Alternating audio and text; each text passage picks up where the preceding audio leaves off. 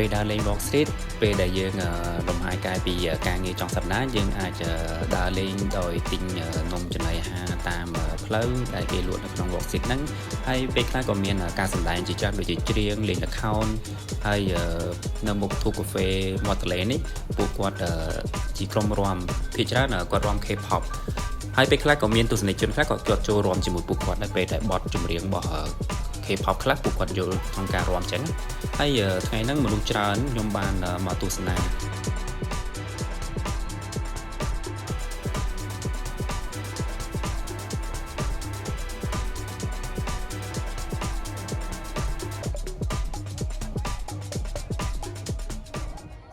ខ្ញុំបិទសំឡេងកន្លែងហ្នឹងដោយសារតែ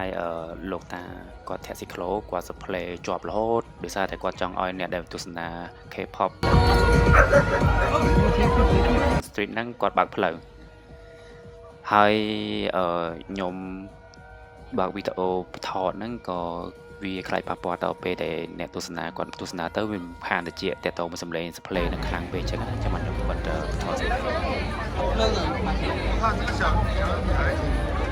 可爱的。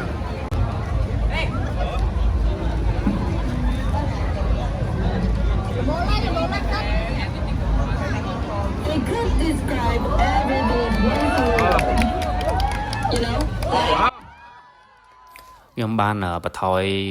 ថយសំឡេងនៅក្នុងវីដេអូបទចម្រៀង K-pop ពួកគាត់រាំនេះដោយសារតែ YouTube គេចាប់បទចម្រៀង K-pop អញ្ចឹងណាហើយខ្ញុំបានមើលការសម្ដែងរបស់កូនស្រីទូចហ្នឹងពីដើមដល់ចប់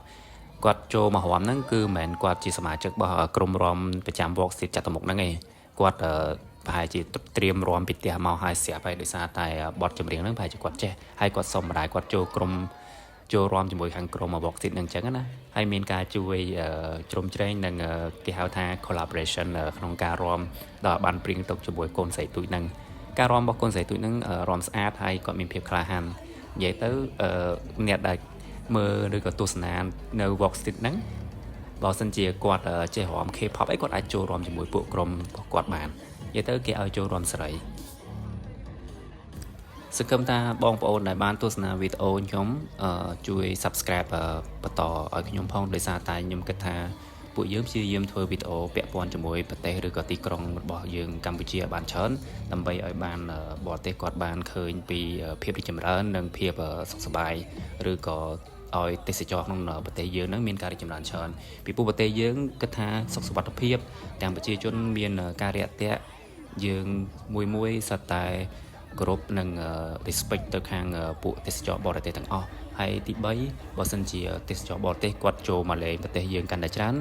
លុយដែលហូរចូលពីក្រៅប្រទេសចូលក្នុងប្រទេសកម្ពុជាយើងក៏មានចរន្តលុយពវល់បានល្អដែរអញ្ចឹងខ្ញុំគិតថាពួកយើងជួយជ្រោមជ្រែងគ្នាដើម្បី Subscribe និង Share វីដេអូដើម្បីឲ្យពិភពលោកគាត់បានឃើញពីប្រទេសកម្ពុជាយើងដើម្បីឲ្យសេដ្ឋកិច្ចយើងមានចរន្តសេដ្ឋកិច្ចដើរបានល្អអញ្ចឹងណាអ្វីដែលខ្ញុំសំណូមពរមួយទៀតហ្នឹងគឺសូមឲ្យ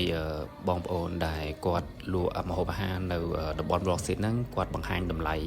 ទៅលើម្ហូបអាហារដែលគាត់ដាក់លក់ផងវាងាយស្រួលសម្រាប់ជនបរទេសឬក៏ប្រជាជនខ្មែរយើងពេលខ្លះអ្នកខ្លះគាត់អាចហ៊ានចូលទៅសួរថាវាតម្លៃប្រហែលទេពេលដែលចូលសួរហើយគាត់ខ្លាចចិត្តថាចូលសួរហើយអត់ទិញអញ្ចឹងណាអញ្ចឹង